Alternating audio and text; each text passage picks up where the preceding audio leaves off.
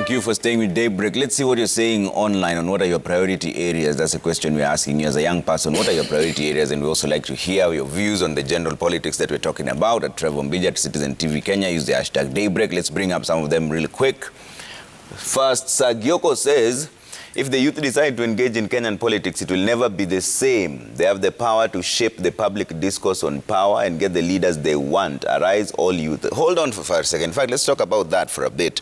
And let's start with Lemalatian on this. What is stopping the young people from engaging constructively in politics without the politics of idolizing the leaders who are already there? How come young people just can't engage in constructive politics for the future of the nation? I think that majorly depends on who is driving the youth agenda. You know, when you have youth who are driving our agenda and the youth do not believe in these people, they are discouraged. When you have less youth seeking for political positions, the youth do not see the importance of politics. And then, the importance of actively participating in politics. And then again, no one is doing civic education to tell the youth why it is very critical for them to be part of the political process at the various levels involved. The youth want inspiration. The youth want to see people they can respect and admire and follow, shaping the conversation and leading this agenda. But we are not seeing that happening in most political parties, right? It is just like the youth are somewhere at the periphery, you know? They are not being put at the very critical positions to determine where we want to go as a country. We are seeing one political party, for instance, is it a coalition now? I think it's still a political party. We are seeing the youths being used for making noise, you know. They are just used for the crowds.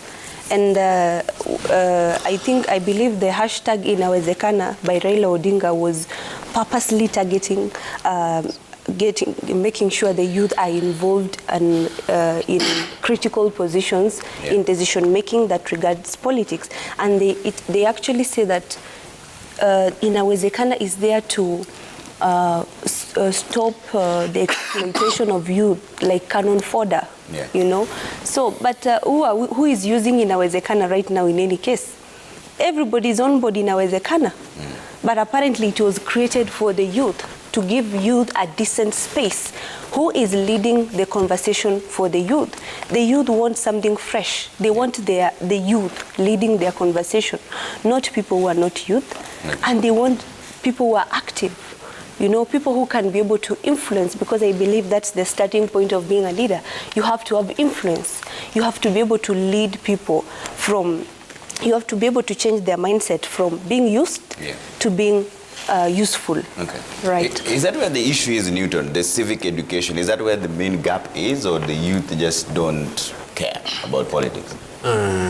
First, Trevor, the historical renderings in the past have served to disregard and legitimize the political grievances of Kenyan youth and flatten their diversity of opinion when it comes to politics.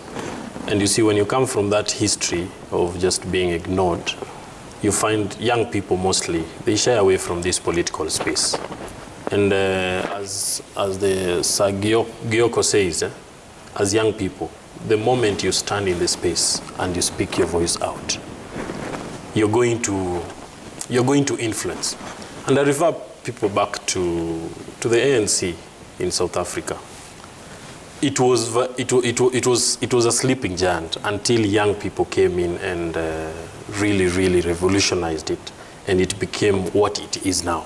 It is a party to be emulated across the world, and as young people of this country, let us play a key role. And I'm so happy, Trevor, to see many young people. If you look in this political discourse this year, you'll notice that a lot of young people have taken up the space, and the old guard are leaving the space for the young people.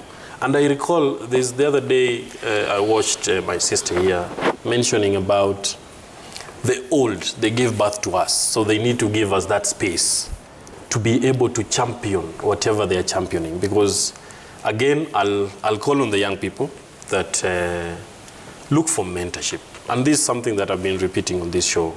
If you're not mentored, you will never do things the right way. And as young people, we shy away from being mentored. We think we know it all. And the moment you think in that direction, Trevor, there's nothing you're going to achieve. Yeah. Yes. Is that where the gap is, Jafet, before I come to Gidaiga? The mentoring aspect. Mentoring is where the problem is, as well as Trevor, let us not forget the youth leaders. Youth leaders have become a mess in this country. You lead youths, later on you are bought. You take an affiliation. One thing I want to go on record and say, as Kabila la Vijana, the mistake I'll never do is to try convince my friends from Azimio to change their stance if they don't want. We will never take an affiliation. For the first time in this country, we are going to see a youthful movement that's going to be independent. You know, sometimes, Mr. Trevor, you look at what's happening in this country and you wonder where we're headed to.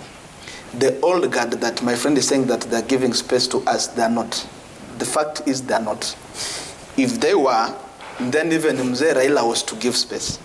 Really? Look at the people that is trying to bring together. If you try to look at the hustler nation, in fact, look at even the party structure themselves. Who are their chairpersons? Akina Chirao Makwere, Akina Mudama, Akina Mbadi. Where are the youths? If they cannot trust us with positions in the political parties, how are we sure that we are going to get positions in the governments?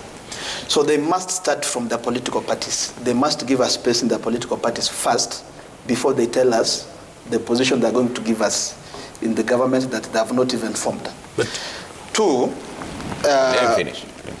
Yeah. The government, you know, as per the Kenyan dictionary, if you look at the Kenyan dictionary, who are the youths? The youths in Kenya are Kinamudi Awori. The youths in Kenya are this was this. Unless we rise up, unless we stand firm and fight for our space, no one is going to give us that space. Okay. So, Kabila la Vijana, we want to bring all youths together nationwide. And I know, as long as I'll remain to be the leader of Kabila la Vijana, we are going to form a replica of the EFF, the Economic Freedom Fighters of South Africa. We want to fight for our freedom as youths. And we must lead this country one day. Okay. Gidaiga? Yes, it's a youth struggle, number one. It's a continuous struggle. I think every age set comes and goes. And I believe the young people in Kenya have actually come out. Look, 5 years ago, 10 years ago, young people were nowhere to be seen. Even these youth wings, they were nowhere. So therefore, we commend young people for coming out, because when you come out, you place yourself, you position yourself. And if you look at the statistics, we've had the youngest parliament this time. You look at the majority of MCAs are young people. You look at their CSS, their commissioners. I mean, there's, you know, change is not something happens in a day. However, also within the youth, you have to understand these are energetic people. And they want solutions now because of the challenges they're facing. Yeah. So lack of resources is one of the things that hampers youth coming together. But lack of resources, but also lack of putting the ideas together.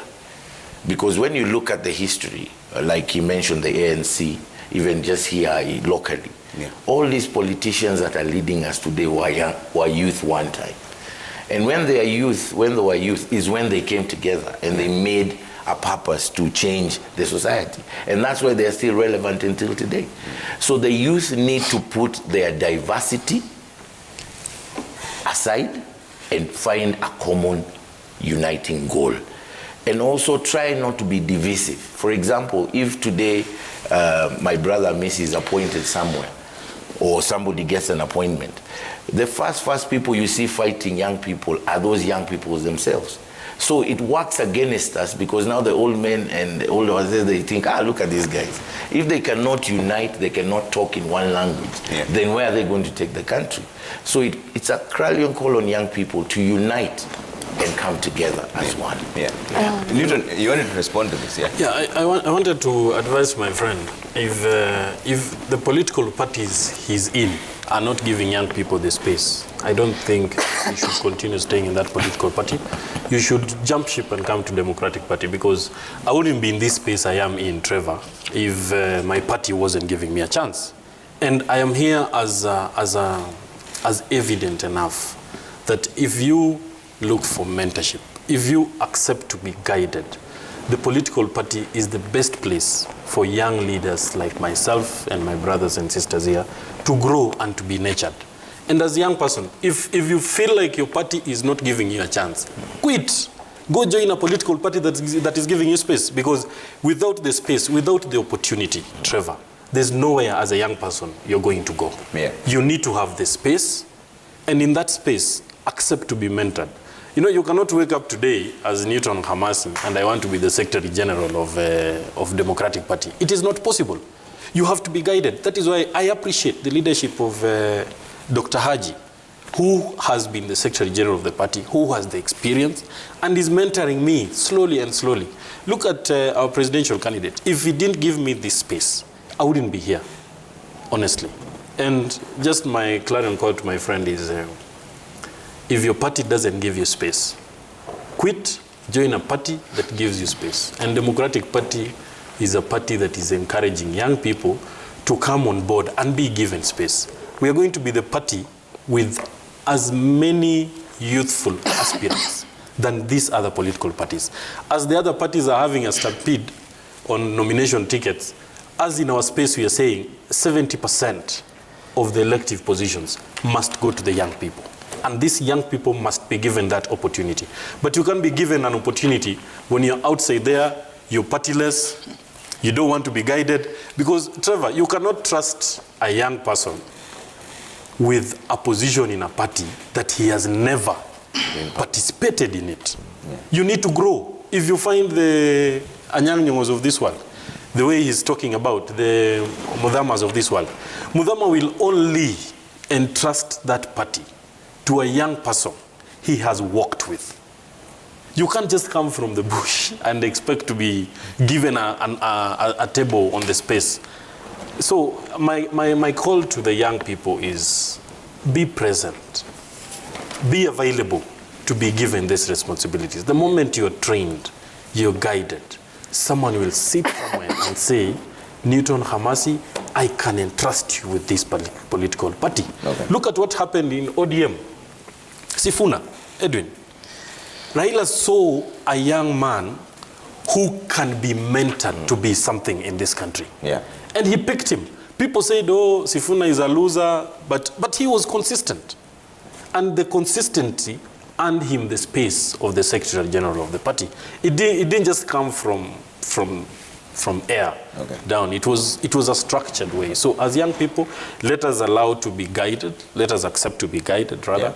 Yeah. Let us accept to be shown how things are done. Let us not be quick to rush to make decisions on some of these political activities. Yeah, so I want to agree with what my brother Kabila Lavijana has said, and also him. I think it's all about the inspiration for us, the youth. Yeah. Being a young person who has recently joined active politics, I know what it feels like to be a very young person out of politics and out completely oblivious of what's happening in the political circle. I've been there before. And what do we get? We get youth leaders who are preaching water and drinking wine.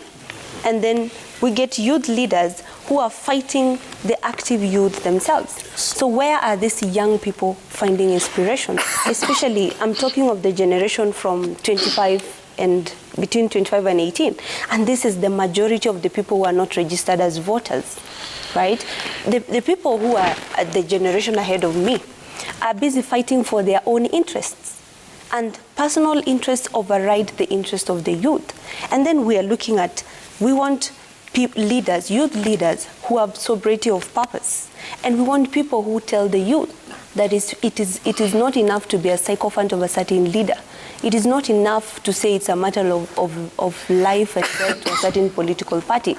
But what is your contribution or involvement in the political space and the conversations that shape the politics of your country? Yeah. Being the majority population, every political party has to carve out a clearly defined space for the youth. The youth want their voices addressed. And look at the issues that are facing our people. For instance, the Ma people. They have real issues. They have serious issues. When I go and sit down and talk to them as a leader, I talk about issues that identify with them. They are not interested with Comrades Power, TBIM slogan, and a lot of hype that makes no sense. They're interested on how the economy is going to be recovered. They're interested on what's the solution, the immediate solution to the drought that's ravaging the pastoralist counties right now. A lot of people are dying. There is no water. What is the government saying about it? What are the presidential candidates promising us? You see? And for us, like the Ma youth, we are moving as a block. We say we'll go through this, and that's going to be it. And then we are looking at the manifestos of this leader. What is in it for the youth, right? What is in it for the youth? And that is why you see every leader, this one is promising 6,000 shillings and this one is promising kazi kwa vijana. The youth are torn in between because they are like, we want something that happens right now, the shortcut. Okay. How do you as a youth leader come and clearly define and explain to these young people who are fresh and almost naive in politics, how can you influence them as a youth leader to pick this and leave this? Yeah. Secondly, we are seeing the presidential campaign teams. You saw the UDA presidential campaign team and every other party. What is the position of the youth in these teams? Okay. What exactly is their influence? A lot of youths are used as bloggers, noise makers, unapewa bundles, unaenda kutusi watu. Others are used as flower girls to dance and wear some clothes and dance. What is the position and involvement of the youth in these conversations? Okay. Githaiga, you're the one who brought up this issue of participation.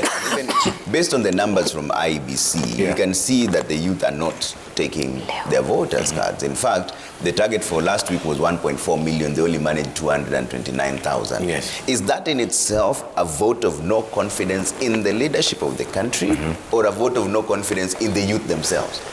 You know, right now, young people are very disoriented. I mean, coming post-COVID, you can understand the issues that they're thinking about is, how am I going to pay my rent? Where am I going to get my next meal? What am I getting for my life? You know, it's understandable. Young people are disoriented, and like the members here have said, they feel left out from that space.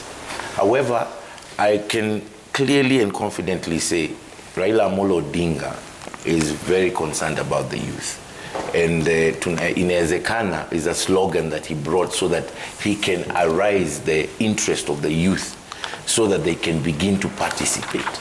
Therefore, like for myself, I've been appointed as an advisor to the board on youth affairs for Raila Odinga's presidential campaign team, which is an honor, and I'm grateful. Therefore, young people should come out and position themselves. Nothing comes easy. Nothing comes easy. And the issue about IBC, we are calling on the young people to come out and get registered, because that vote is their future, irrespective of what has happened in the past. But the difference they can make is in their hands by getting registered so that they can participate. And that is what in the Constitution, when it says the sovereign power rests with the people, but can be given out to others to represent them. And the only way that happens is through an election, so that you vote the leader you want. Okay. And therefore, I want to call on the young people to look at Raila Odinga and see him as a suitable candidate for them. Japheth, what are you doing as Kabila la Vijana to sensitize the young people so that they understand that their vote does count and they should go out there and register as voters? Because you've mentioned that your team is made up of people from different parties. But what are you doing to ensure that the young people actually get out there and take part in the political future? Yeah, Trevor, as Kabila la Vijana, we've taken the initiative very serious, and we have been moving from one county to another. Recently, we have been in Dagoretti North, having youth summits. We are in around 33 counties so far, and we've got coordinators from different counties. From Bungoma, our coordinator Swale had a youth meeting, spoke to youths on the importance of them participating in this year's election. We were in Kirinyaga. We have gone to an extra mile. And remember, Kabila la Vijana is not sponsored by anybody.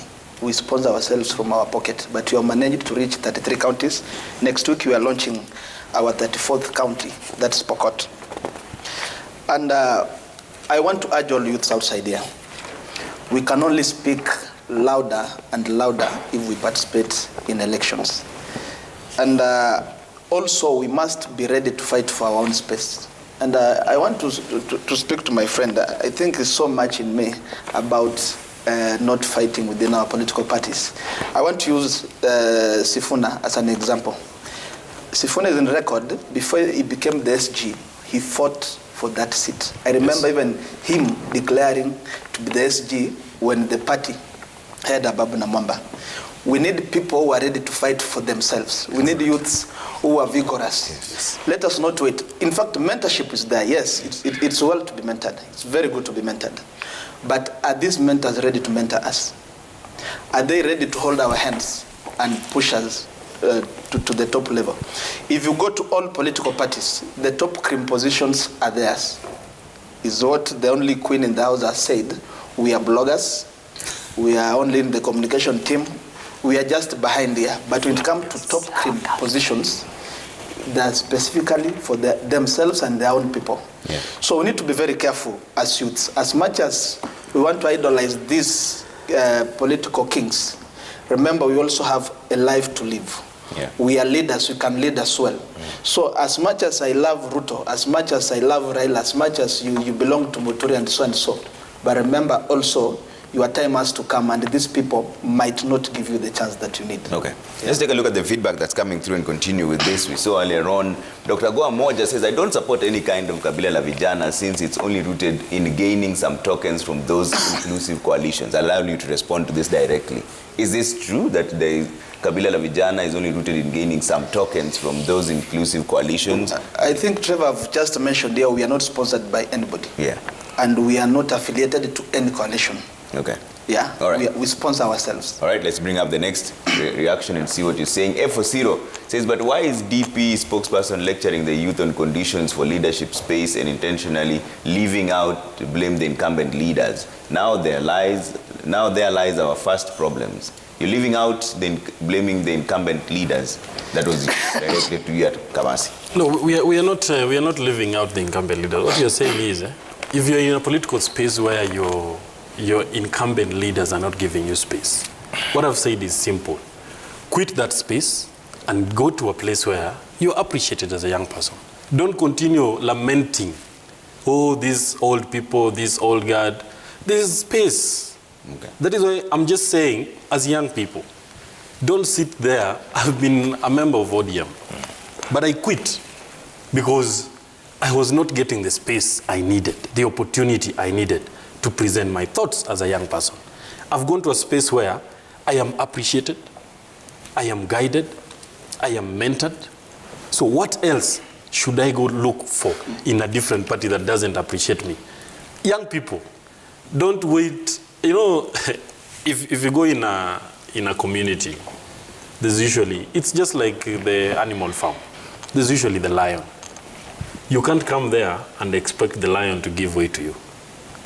You must sit there, plan, tactically, approach things, approach ideas, present your thoughts, until the lion sleeps. Is when you're like, si ametoka, wacha nikalie kiti yake. So as young people, don't go in a shamba la wanyama, that is an ideology of a political party, and just think that things are going to be easy. As young people in our country, let us go in the spaces where we are appreciated. Yeah, but Lemalaten, for how long will you jump? Because that's exactly what we are accusing the politicians of, moving from one space to another when they say they don't have the space that they required. Do you agree with what Newton is saying, that if you're not appreciated in one party, then the solution is to move to another one? Or is the solution just to form your own as a young people, as youth? I think I want to agree with him, 90%. Yeah. Being a youth who knows what I want and seeking a political position, I've had a first-hand experience of what he's talking about. And for instance, when I joined ODM, I know right now we have the Azimio la Umoja. So we have youth coming from other political parties. And you know, we have people who are saying we are allied to the president. We have people who are saying we are allied to Raila Odinga. I'm in ODM, for instance.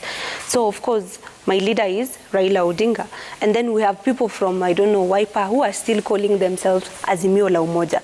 But here is the thing.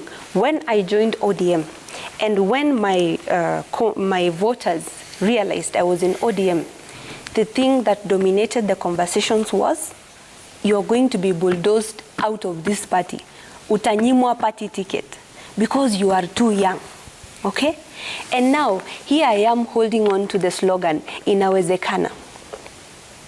So that means I am hopeful to see my party starting to implement and stamping the position of young people who are actually contributing real time to the party. Okay? Not having people representing us and doing the list. Secondly, we have to go beyond our political parties and look at the Kenyan youth as a whole. We are asking these people and seeking the youth to participate in politics, right? Do we have to scare them that if you join this political party, utanyimwa, you'll be bulldozed out, utatumika kama flower girl, uonekane, and that is the end of you. And how will that sound to the larger majority of the Kenyan youth? I think it's about time for the political parties to stamp the position of these youth and to show the country that the youth are not there to be used. And like he says, jumping from one ship to another, that is partly correct, partly right, in the sense that if you're in a political party, we're human beings, you are able to see if you're being muscled out. You're free to move. That is why we have a multi-party democracy. And I believe Raila Odinga was part of the people that fought for this. And look at it this way. They were there at one time. There was a reason why they did that. Secondly, we are also calling on the youth to fight for their spaces. So you can still remain in this political party and also fight for your space. Right? So that if they muscle and wrestle you out, it will be a clear message to the rest of the world and the rest of the country that this particular party does not support the position of the young people. Okay. Either way, we have a very wonderful country and full of democracy. We have also, you can run as an independent candidate. There is a coalition coming. So if, for instance, Azimio la Umoja is a coalition of several parties, we have Jubilee that is dying and joining Azimio, we have ODM, we have, I don't know, so many. Some Wiper people are still calling themselves Azimio. If all these parties come and, they are a coalition. You can move from ODM to Wiper. You can move from ODM to any other party that is within the coalition, or Oka. You can move from Kalonzo Musyoka to Gideon Moi or to Jimmy Wanjigi, So it's open for everyone. It is a battlefield, and in the battlefield, you don't know what happens. You have to fight for your political space. Okay. Githaiga, is the solution to move from one space to another? Because we are accusing politicians of doing the exact same thing. And then the question comes in that when you move, say, for example, from One Kenya Alliance, and then you decide to go to now Azimio la Umoja, have you then lost your sense of ideology? Because some of them don't agree on certain things. Indeed, ideologically, you should stick to your ideology. I don't think ideology can be changed in 2 months. And you say, I changed my ideology, now I'm going to that other party, it's got a better ideology. But I believe we're also inheriting this, as young people. This is a character of Kenyan politics, and we are Kenyans. We can't escape from that. And also the Constitution provides very clearly your constitutional right to political participation. So even, for example, you can quit a party and join another party. It's your right. It doesn't have to mean that you're joining another political party for vying for a seat. No. You want to follow where your heart is taking you. And also I'd like to invite the young people, because on Saturday, we're going to have a major rally in Murang'a, and we are calling on the young people of Central Kenya and Mount Kenya to come out in large numbers. Because when they participate in these rallies, when they participate in these movements, is when they figure out for themselves which ideology. Because when you sit aside and you don't participate, that's when you don't know where you stand. Yeah. Therefore, young people, I'm calling upon you in Mount Kenya. Join us this Saturday as the Enigma Baba comes to Central Kenya, a place where 2 years, 5 years ago, Raila would never hold a rally there. But you see how things have changed today because of the handshake. And I would not blame anybody who can jump from another party to come to Azimio, because that's the place to be. Okay. Thank you. Japheth, you support UDA. Yeah. And now, is the solution to move, because there are quite a number of people who are in UDA as well. So if, for example, what you're looking for, you don't get the positions or something like that, is the solution to move from that party to another one? Or you stick to your party? When I listen to my friend Messi, let us not blame him. His party is a resurrecting party. It had died long time ago. It's coming up. The solution is not. The solution is not party hopping. Yeah. That's the problem that we have been having in Kenya. Political parties. You lose your nomination, you jump ship. It shows how unstable a leader is. We need people who stand for an ideology, as what my brother said. We need to fight our space within those political parties. If Sifuna managed to fight and become an SG of ODM, I can fight in UD and become the chairperson of the SG. Let my friend go back to ODM, because he talks like an ODM person and yet is an ADP spokesperson. If youth can rise up, and I always encourage youths wherever we go when we move across the country, and I always tell them, in fact, it's not good for you to jump from one party to another. It shows that you, number one, you don't believe in yourself. Number one, it shows that you can't be a leader. When you are jumping from one home to another, then it shows the kind of a person you are. If we can maintain our stand, like I, Japheth, I'm in UDA. Sorry. I'll fight within UDA. I'll ensure that youths are well represented in UDA and in the coming government, because the government after August is the Hustler Nation government. I'll make sure youths are in that government. Trevor, Yes, just to right of response. Just to respond to our friend here. One, I keep repeating this. UDA guys, they hate history. These guys hate history. How old is UDA? Trevor. Anyway, you see, a party that is less than a year old But it's more popular is talking about Democratic Party, a party that has been here for 30 years. Yes.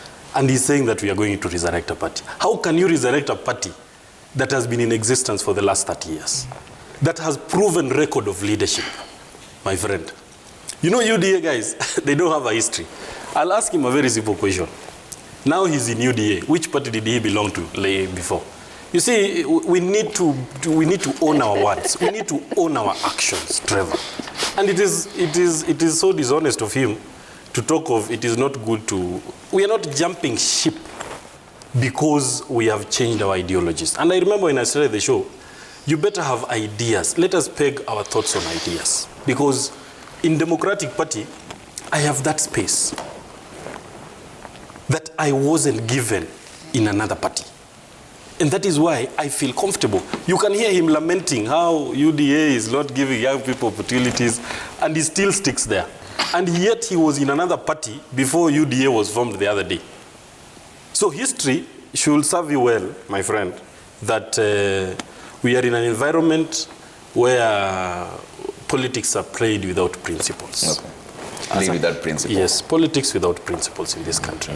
And as young people, we need to change that narrative, where we bring principles in the political space. You stand for something, and I agree. There's a day we had a morning breakfast with the notable young leaders, and my sister was there as well, and even my friend. And we agreed as young people, wherever you are, support your fellow youth, so that when we move forward, we're moving forward as a block. Whichever political divide that you're in, we have one agenda, the young people. Yeah. That you support your fellow youth until the end. And this is my advice to the young people. It is not about ability. It is the mentality that you have. If you have the right mentality, leadership is going to come your way. Okay. It is not about ability. No one is able to be a leader, but it is the mental inclination of a young person or someone for him to become a leader. Okay. Yes. Queen of the North. Yes. briefly. So I want to pick up from where he talked about principle. I like the conversation between the two of them because it clearly tells you history is very stubborn, very stubborn and inevitable. And I want us to approach issues and face them, take the bull by the horns. We are addressing the youth. The youth, we are trying to tell people why it is important to participate in politics. Already in this panel, you can tell who is a sycophant and who is real, right? And the youth have real issues, okay? I can support my brother from UDA if he has a valid point, because he's a young person like me. The agenda we are driving is that agenda of the young people, who are the majority tribe in this country. And our issues are common. We have commonalities that bring us together as youth. If you talk about unemployment, it is happening from Garissa to Lamu. It is happening from Kwale to Nyanza or Turkana. It's the same issue. If you talk about poverty, the youth want these issues addressed. So if I'm supporting Raila Odinga, it's not enough to tell people, come to Azimio. I want to be able to tackle these issues. Why should the youth board on inawezekana? Why should the youth board on kazi kwa mtaani? Why should the youth, the young women board on pesa mfukoni or something like that? We need to address ideologies. And like my brother here said, you're not jumping ship because of ideological change. Remember, by the time you get to a political space, you're already a youth leader in your own capacity. You are there because you have a following. But I know it is not easy to believe this, because a lot of people are there because of who they know. Not because they have any youth following them. And because they have positioned themselves well for visibility. Not because they have anyone they can influence and can talk to them. So once you're out there, whose voice are you projecting? What issues are you projecting as a young person and the face of new Kenyan politics? We want to talk about issues. It's not about the ideologies of the political party.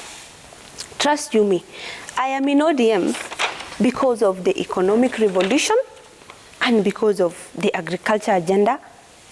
It's called Food for All by Odinga. I am not there because I want him to do the food for all. I am there because personally, I am championing that agenda on my own, right? So assuming ODM collapses today, does my stand and ideology as a leader continue, or will it end with the fall of ODM? I'll still have to do my agricultural revolution in Samburu, which I want to do. I will still ensure that the youth are employed, I provide the jobs, better health and better education. So I am in this party because of that. And if you look at these political parties, all these ideas, all these agendas are sort of intertwined. It's only about how is ODM or Azimio, let's talk of ODM because it's what is clearly laid out.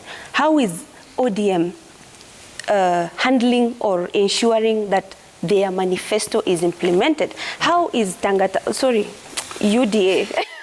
ensuring that their manifesto is implemented? What is the approach that they have to ensure that whatever is on their manifesto is being done? You tell me you're going to give me 6,000? Well enough, because we are the majority population, we all cannot do the same thing. We all cannot ride wheelbarrows. You see, so it's about the approach. And if a young person wants to change, if today I change maybe from this political party to this political party, if I move maybe from, ODM to any other party, I will go with my ideology as Hezena. I will not be going and say, now I am on board this and this. It cannot work like that. We have to have a stand as young people. Githaiga, now none of these top contenders, in fact, none of them have decided on a running mate position. Is it time that the young people now start demanding that across board, every candidate has a young person as a running mate? Because we see it in the governor's positions. I mean, they will in the counties.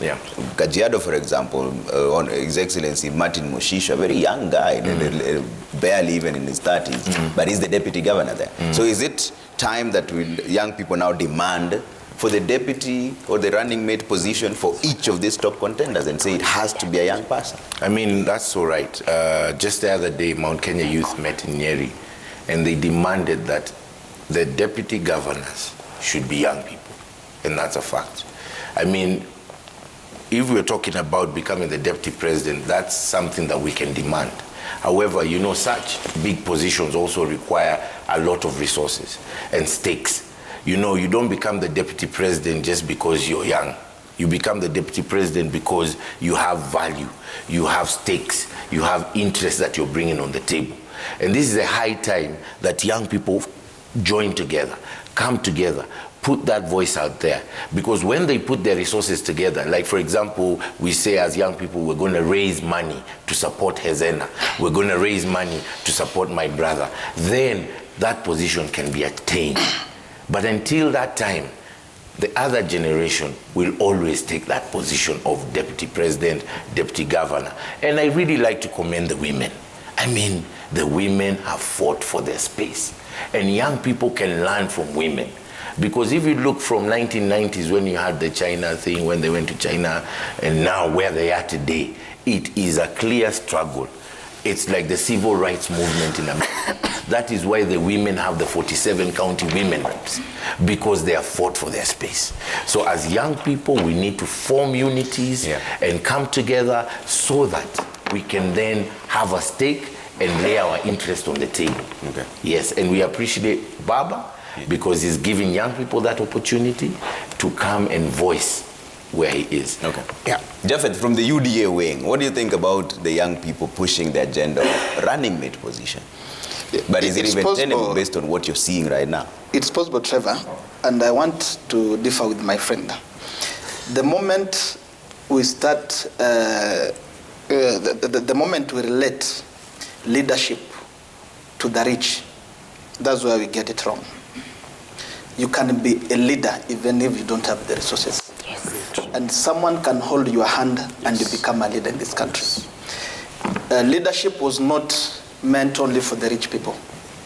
Even us from the poor background can be. And remember, that's what we stand for. I like how the Queen from the North is reasoning. And I wish I jump ship Akujo Pande because he reasons like an IUD. You know, Trevor, I can be a deputy president in this country. I can be a president in this country if I get the right people and the right mind who can help me reach there. I can support my brother if I realize that he's the person who can drive this agenda. If you go to South Africa, look how they choose their presidents. Who knew the current president of South Africa before Jacob Zuma? He was just a mere chairperson of a political party. If you can have the best structure, you can have a good structure in this country that can uplift those at the ward level, at the constituency level, then you can have the best leadership. But unfortunately, in Kenya, leadership has been only left for a few. That's why now you can see billionaires meeting to choose a leader for the country, because they believe it's only for those with money. Trevor, I just wanted to clear this up. I did not say that you need to be rich to become the leader. I say it because youth, and it's a fact, when it comes to resources, running a presidential campaign requires money. So it is important that youth put their money together and find their candidate and back that person. Okay. Because or else they'll be pushed aside. That's what I meant, my brother. Trevor. Trevor. Let's come to Newton, then I'll come to you. Queen. Just to mention, when you mention about the youth being given the opportunity to be running mates, I want to state here as a young person that this narrative of having a two-horse race is really limiting. And as media, we request you guys to give alternative options. Because when you stick to two-horse race, you're limiting the young people from exploiting the opportunities that are there politically. Now, if you focus on the two, what happens to the other? And my call has been, as Kenyans, let us be subjected to a debate where we talk about the quality of leadership we are having, not because of the options we have. We can have 2, 3, 4, 5, but all the options are hula baloo. You get me, Trevor? We need a platform and we need many choices as possible. We need to give everyone a chance to present their ideologies, to share what they have for this country. The moment we do that, we are going to be in a better place. For the running mate position, I'm gladly to say that as Democratic Party, we are giving this guest a 50% discount on all youthful aspirants in this country. If you're going for an MCA, if you're going for a member of parliament, if you're going for a senatorial seat, if you want to be the running mate to a governor, if you want to be the governor, if you want to contest for presidency, and you're a young person below 35 years of age, you're a woman, you get 50% discount, or rather a waiver on your nomination fees, so that we can attract as many young people. Because yes, it is a fact, young people are limited by resources. Okay. As much as we wish to be in a space where resources don't guide, we are limited by those resources. Okay. And that's why we are saying, as young people, come on board, play in this politics, be in a party like Democratic Party. Okay. I invite my friend from UDA to join before we leave, so that he can have the space, and then stop the psychophancy. Thank you. So he was speaking very well until he jumped into the psychophancy. That's not what the young people want to hear. And I don't know why the gentleman from Kabila La Vijana is oozing a lot of wisdom, because we are trying to sell manifestos here. We are trying to convince people who don't care about politics at all why they should jump train. And I think your question was not even answered. You asked about the presidential deputy, right? The running mate position. Yes, you didn't ask about the deputy governors. So look at it this way. In this country, when you are a deputy, and I want to refute strongly that it's only money that can work to be a young person and go for a deputy position in this country, president, gubernatorial, or anything. First of all, what does it take to be a leader? You have to have influence. You cannot be a leader if you cannot convince a group of hens to follow you. So you have to convince people to follow you to be a leader. That is what leadership means. And when you look at the presidential level, I believe a youth can be a deputy president. Yeah. If you look at the investment, the financial investment that goes into politics, I mean, the financial input is not an input that goes into politics. A lot of times it's the main candidate that's going maybe for the presidency or the gubernatorial that will invest a lot. And usually even their friends will come on board. And what if we have a youth who has networks? They don't have the money, but they have the networks that are likely to love his or her candidacy, and they're willing to support. You don't have to have the money, because the leadership conversation in this country has to be shifted. Okay. It also depends on who is your target group. Okay. If your target group is the corrupt young people, you know, the handouts, the ones who want the easy money, then you'll be like, if there's no money, we ain't going nowhere. Okay. So what if you are able to convince these people? I am an example. I lead the Ma youth across the 6 counties. I cannot say that they are following me because of money. Yeah. They are following me because I'm addressing their issues. Okay. They are following me because they are seeing the passion in my heart and in my eyes. They are following me because they know I will not betray them. Okay. And if I jump any ship, I am going with them. Okay, all right. That's what's up. I have to give you 30 seconds each for closing remarks. And Japheth, I'll start with you. What do you want the young people to hear from you today? 30 seconds, without mentioning the party that you're in. This is now you speaking to the young. This is what I want to tell the young people. Yes. Nyinyi ni wa kabila langu. Kabila ni moja. Kabila la vijana. Tusitenganishwe kwa midili ya vyama. Tusitenganishwe kwa sababu ya viongozi ambao tunawaunga mikono. Let us stand the cause, let us fight as youths. Yeah. Na kabila la vijana ni kabila moja. Okay. Yes, I would like the youth to reignite the energy that we've seen from the past. Majority of the leaders that we have today, starting with Raila Odinga and others, they were young people when they came into this, and that's why they've been relevant. So reignite. Yeah. Secondly is reposition. young people, you need to reposition yourselves. It's not enough making noise and bickering around and saying you're not being given the opportunity someone else has been given. Yeah. You need to position yourself. Thirdly is you need to reframe where you're going. You need to find your right direction so that you know I'm going there, that is my target, that is what I want to achieve, yeah. And if I don't achieve it, I'll have made a move. Okay. Yes. Reignite, reposition, and reframe. Yeah. I realize they all have R's, but that's a different conversation. Yeah, go ahead. As a young person, where I sit, I tell you, the young person, we need to stop complaining and start acting. The moment we do that, we get into the space. Okay. And let no one tell you that it is not possible. I am one of those young people who believe that impossible is nothing. And I wish young people to believe as well that impossible is nothing. Okay. We can get it, we will get it by whatever means necessary, but avoid violence. Okay. Be on the table, talk your issues out, and things are going to work your way. Queen of the North, 30 seconds. My message to the Kenyan youth is that they should not for a single minute forget that we are the majority population in this country.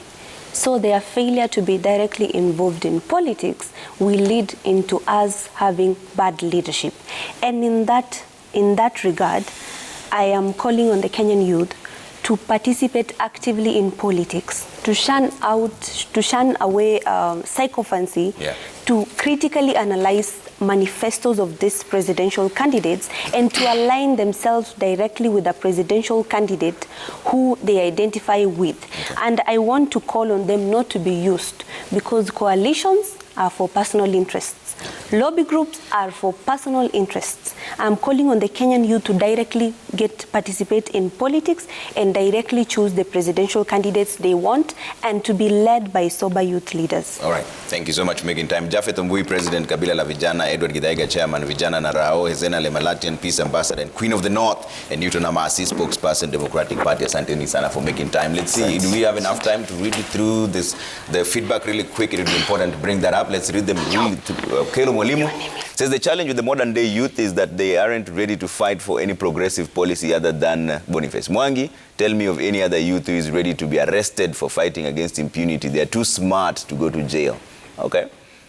Let's see what else you're saying here. Our youth have their energy channeled not to understanding the essential of politics involvement in their lives. All they voice is tweets and embrace the thumb theory. They don't even appreciate the tree of our history. Okay. Chalu Woodrozy says most of the youth flooding political gatherings or campaign rallies don't have IDs, leave alone voters' cards. They just want handouts from politicians, which is not good. This has made youth to be misused in a wrong way politically. John Liner says, for the youth to optimally benefit from the coming election, we must share our ideas, let fellow youth leaders not use youth as a bridge, but teach youths voter education. Okay. Conrad says it is a lie to hold that it's the old guards who are liable for the youth's lack of interest. Youths have been elected to the office, but there's nothing to show for it. The youth's passion to direct and take duty isn't there. We have ourselves to blame. All right. That's where we leave it for now. It's time for Willis Bazura Buru to come and Ken the DJ on the decks. It's Level Up Friday, all right? It's Gospel Edition. See you in a bit.